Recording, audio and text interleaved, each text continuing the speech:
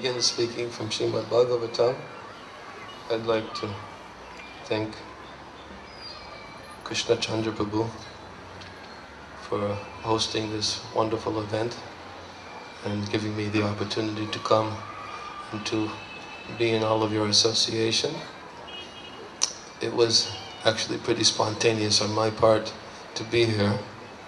It was unexpected, but now that I'm here, I'm so happy to be amongst all of you, and I've been hankering for it for a long time. So I thank you for allowing me to be here. Although I would prefer to be hearing from the saintly persons here, unfortunately I found myself in a situation of pretending to be somebody who knows something about the philosophy of Krishna consciousness, but I have faith that in the order of Srila Radhanath Maharaj, who's ordered me to give this class, that I may be able to say something relevant at least to your spiritual life and to my own purification, which is another significant reason why I should be sitting here, because I need as much purification as I can get.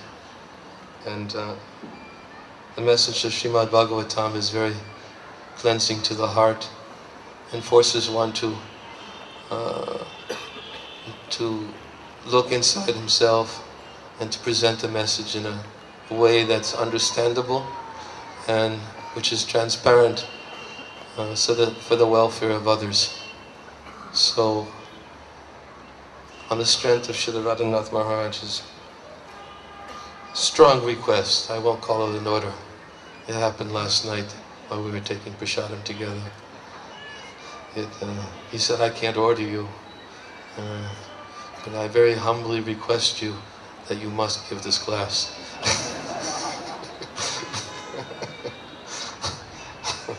So, that's an order. Couched in traditional Radhanath Maharaj style.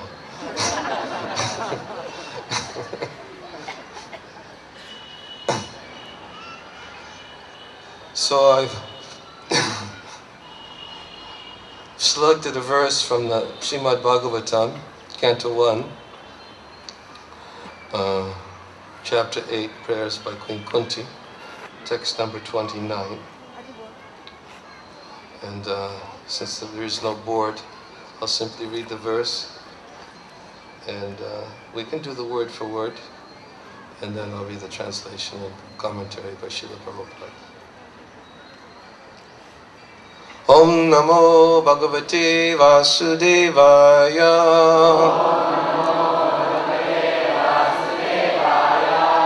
Om Namo Bhagavate Vasudevaya. Om Namo Bhagavate Vasudevaya.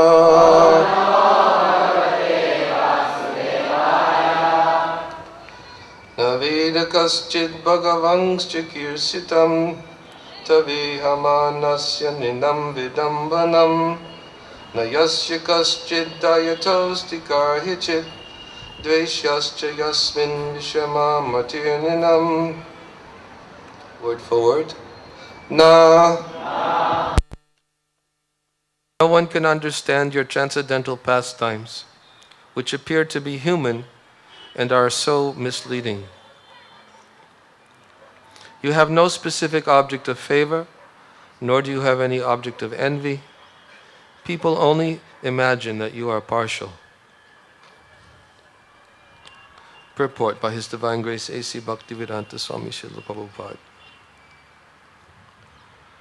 The Lord's mercy upon the fallen souls is equally distributed. He has no one as the specific object of hostility. The very conception of the personality of Godhead as a human being is misleading. His pastimes appear to be exactly like a human being's, but actually they are transcendental and without any tinge of material contamination. He is undoubtedly known as partial to his pure devotees, But in fact, he is never partial, as much as the sun is never partial to anyone. By utilizing the sun rays, sometimes even the stones become valuable. Whereas a blind man cannot see the sun, although there are enough rays before him, enough sun rays before him. Darkness and light are two opposite conceptions, but this does not mean that the sun is partial in distributing its rays. The sun rays are open to everyone, but the capacities of the receptacles differ. Foolish people think that devotional service is flattering the Lord to get special mercy. Factually, the pure devotees who are engaged in the transcendental loving service of the Lord are not a mercantile community. A mercantile house renders service to someone in exchange for values. The pure devotee does not render service unto the Lord for such exchange, and therefore the full mercy of the Lord is open for him. Suffering and needy men, inquisitive persons, or philosophers make temporary connections with the Lord to serve a particular purpose. When the purpose is served, there is no more relation with the Lord. A suffering man, if he is pious at all, prays to the Lord for his recovery. But as soon as the recovery is over, in most cases the suffering man no longer cares to keep any connection with the Lord. The mercy of the Lord is open for him, but he is reluctant to receive it.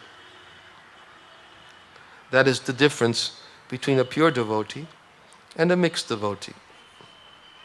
Those who are completely against the service of the Lord are considered to be in abject darkness. Those who ask for the Lord's favor only at the time of necessity are partial recipients of the mercy of the Lord. And those who are 100% engaged in the service of the Lord are full recipients of the mercy of the Lord. Such partiality in receiving the Lord's mercy is relative to the recipient, and it is not due to the partiality of the all-merciful Lord.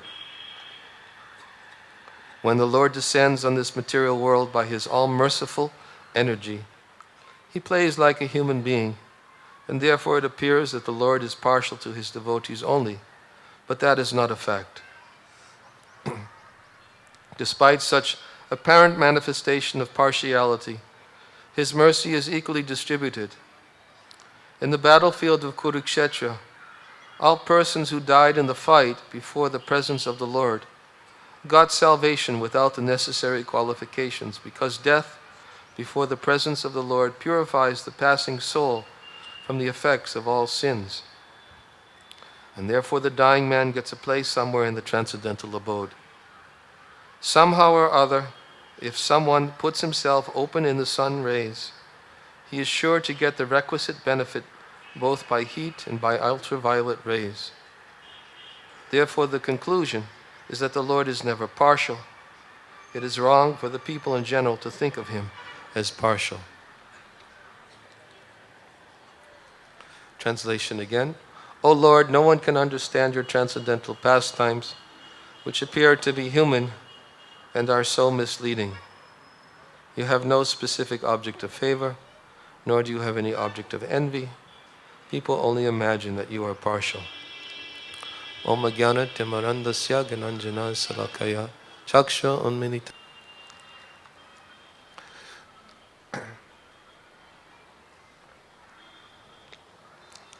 So in this verse, from the prayers of Queen Kunti, we get a little glimpse into Krishna's personality.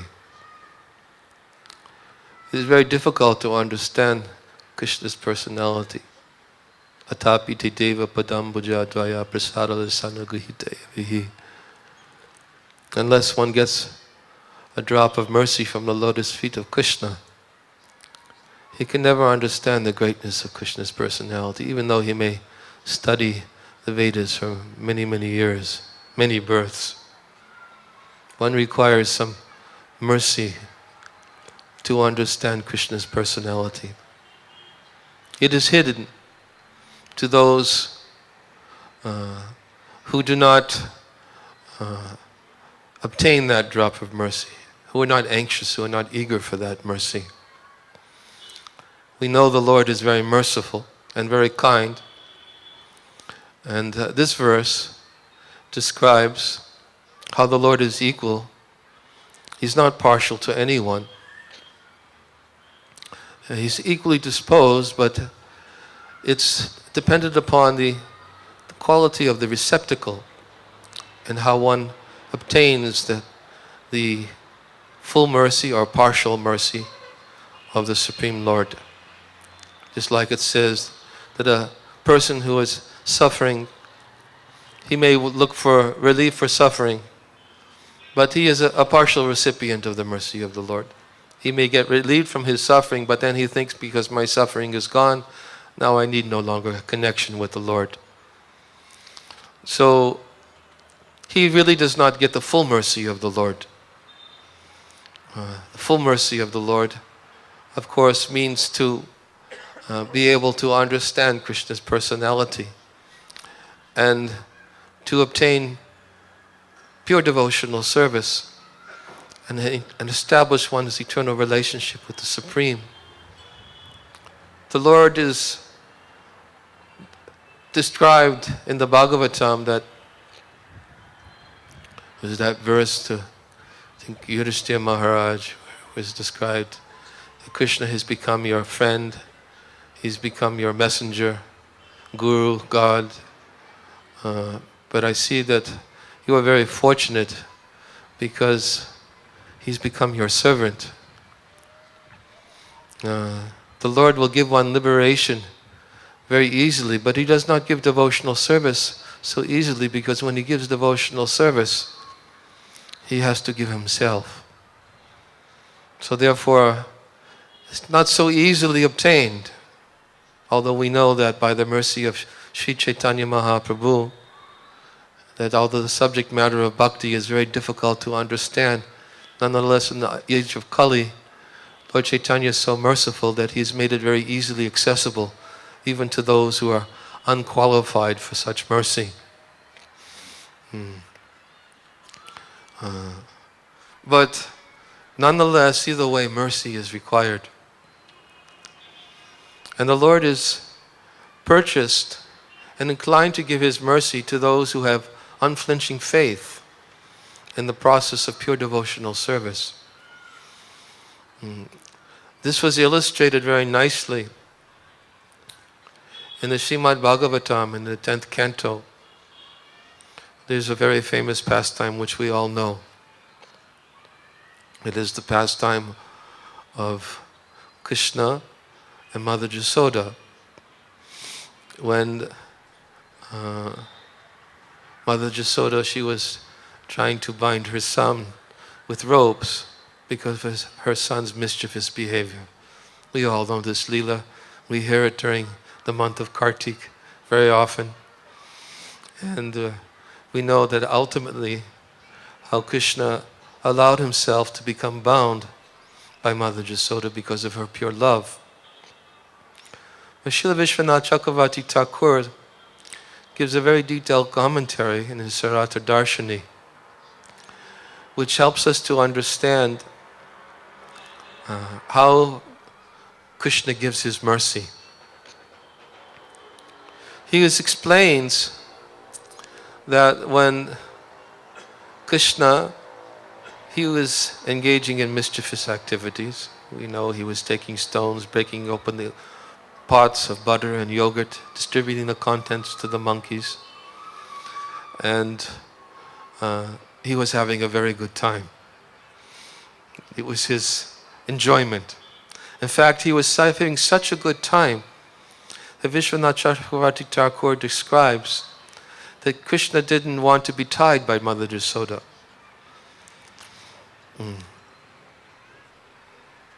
She's going to die.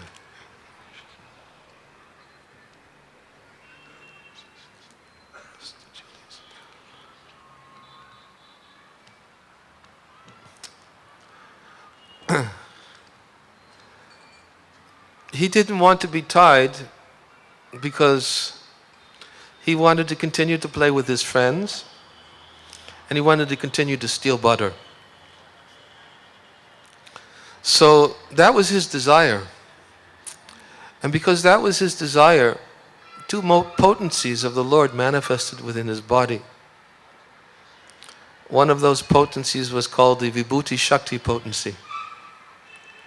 That Vibhuti Shakti potency is the potency which reveals something mystical, the greatness of the Lord's potencies.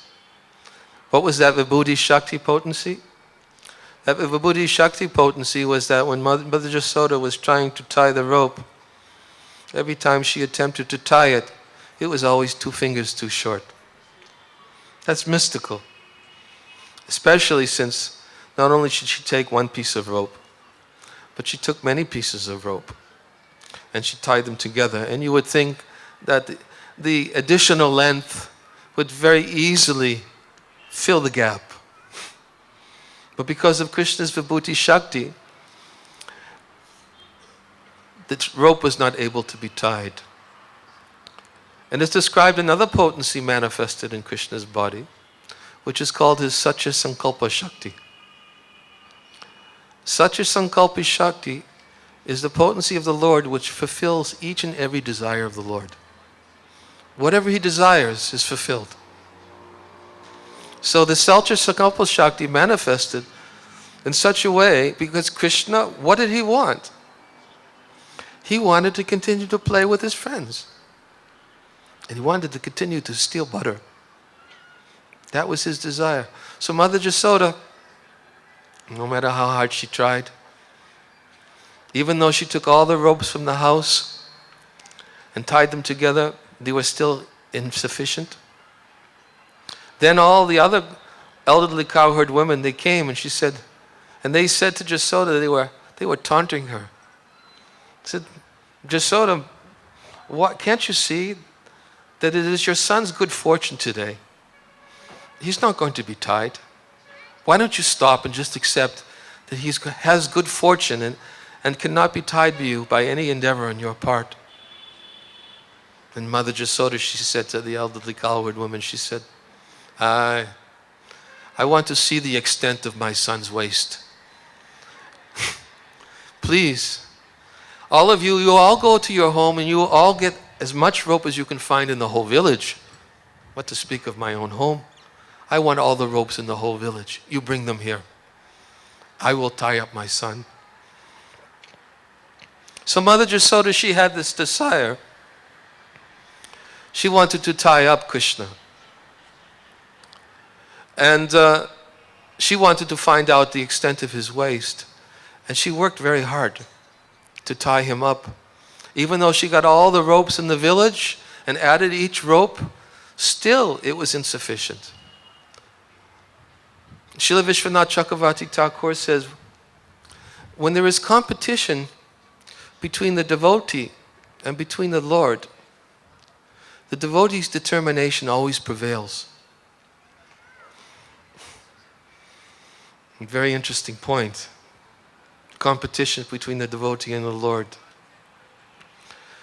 Krishna, he has a desire. Satya Sankalpa Shakti was there. Vibhuti Shakti was there. Satya Sankalpa Shakti was preventing Jasoda from tying him. But what did Vishwanath Chakravarti Thakur go on to explain? He said that actually, when he saw the hard labor of Mother Jasoda, and the word that is used in the verse is parishrama. Parishrama means, Prabhupada actually talks about this word, parishrama, when he describes apavarga. There's one way he uses, with pa, bha, ba, ba, and ma, right? One of them was parishrama, hard labor, with the cause of bondage.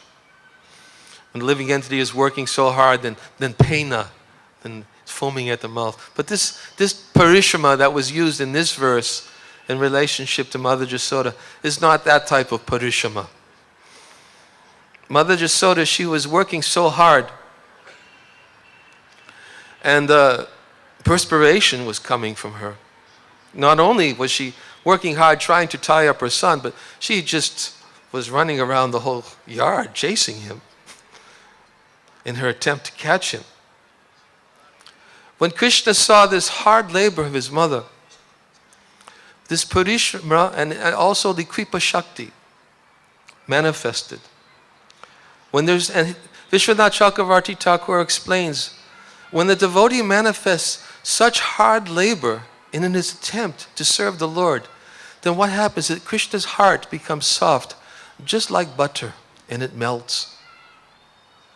And when his heart becomes soft like butter and it melts, what does he do? He wants to give his mercy to that devotee. And it is by that mercy of the Lord, that Kripa Shakti, that mercy of the Supreme Lord, that was manifest, that Jasoda was able to finally bind Krishna.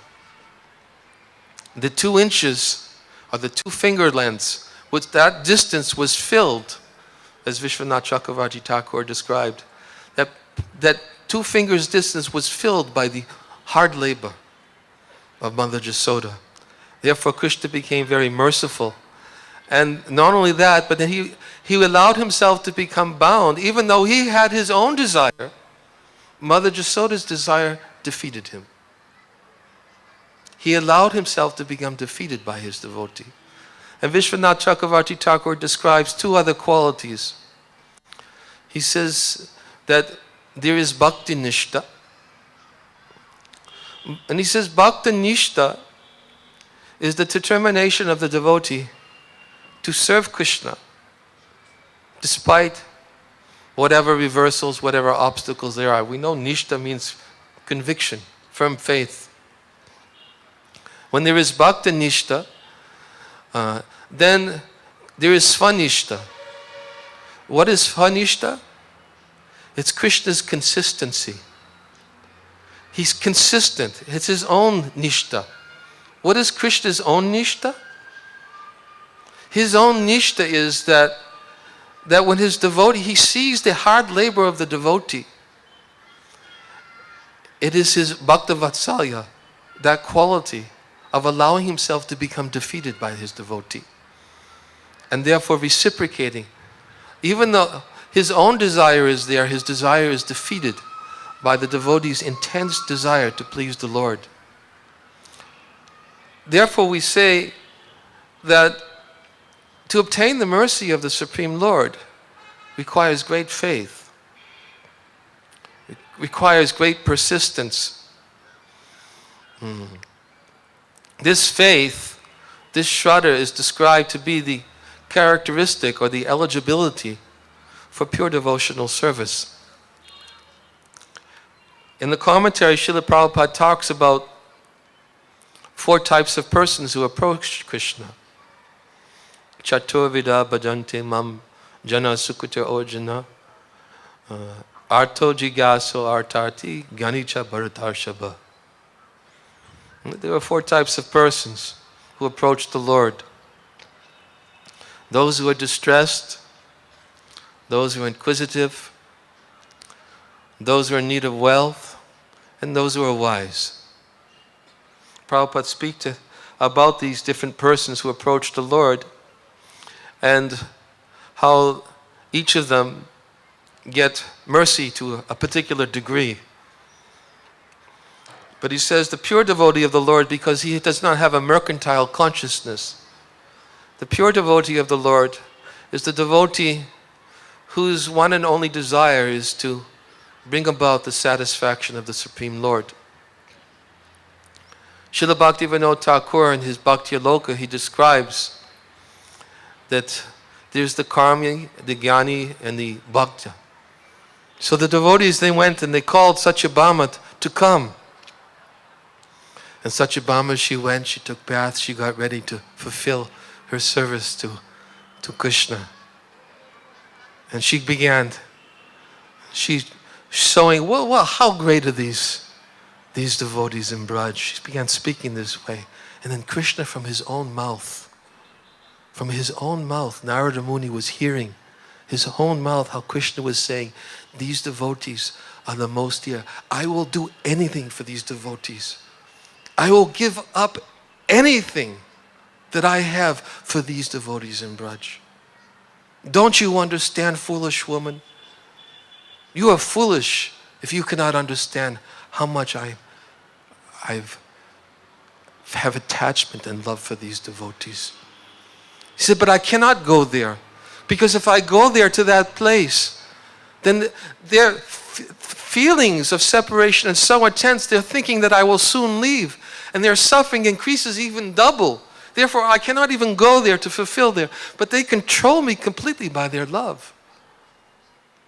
And Krishna went on describing the glories of the devotees in Vrindavan. And then they asked, where is Narada? And Narada was afraid to come in. He was afraid to come in because he thought that it was his inquiry at the beginning, when he first arrived in Dwarka. He was the person responsible for bringing suffering. And Krishna told Narada, Narada, you are so very dear to me. Do you know what the most dear thing a person can do for a devotee? Anyone who reminds a person of those he loves the most is rendering the most dear, confidential servant. You should not be ashamed of what you have done. You have satisfied me in such a great way by reminding me of my devotees of Vrindavan. I want to give you a benediction. Please let me give you a benediction. And Narada Muni was thinking, oh Lord, I don't want any benediction from you. I'm not a merchant. And the Lord insisted, no, I want to give you a benediction. So Narada Muni, he asked, please, give me the benediction. That the nature of your devotional service will be such that a devotee will never think he has enough of your mercy. A devotee will never think that he has enough love for you. That a devotee will never think that he is doing enough service for you. I ask for that benediction. Krishna says, Narada, why are you asking for such a benediction? Don't you know that is the nature of bhakti? Don't you know that benediction is already fulfilled? That is the nature of my devotee. My devotee never thinks he has enough of my mercy. He never thinks he has enough love for me.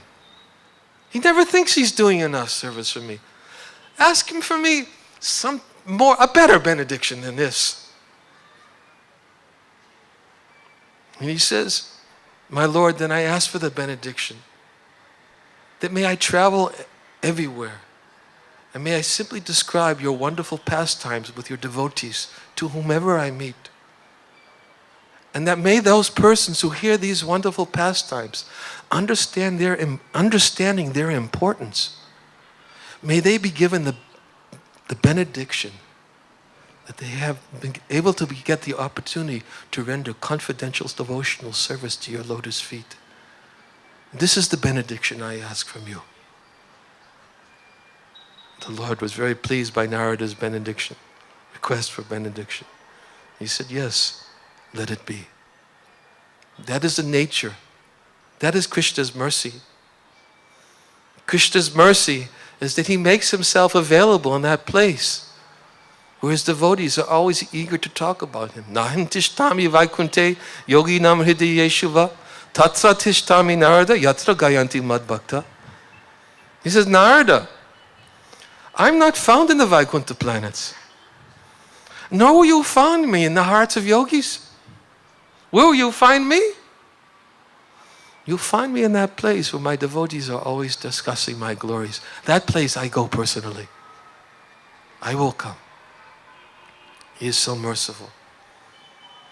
So those who have faith in these pastimes of the Lord and who do not give them up and always are very eager to go on hearing, drinking the nectar emanating from the lotus feet of Krishna and from the lotus feet of the devotees of the Lord, such persons, they can conquer the Lord, who is otherwise unconquerable by anyone in the three worlds.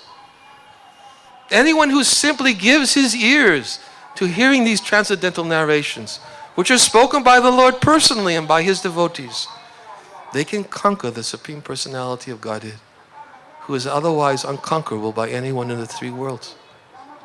We should never think we cannot achieve that success in this life. That is Shraddha. And therefore it is recommended that a devotee, if he has this Shraddha, and he goes on being happy to engage in Krishna service in this way, being happy to serve the Supreme Lord, always expecting His mercy and always being patient for the day when that mercy will come, that someday he will receive that mercy of Krishna and he'll understand the greatness of Krishna's personality. These pastimes, otherwise, to the non-devotees, they're very bewildering. But for the devotees, they can be understood by the mercy of Krishna. I'll read the verse one more time. O Lord, no one can understand your transcendental pastimes, which appear to be human and are so misleading. You have no specific object of favor, nor do you have any object of envy. People only imagine that you are partial. Hare Krishna. Thank you very much. Srila Prabhupada ki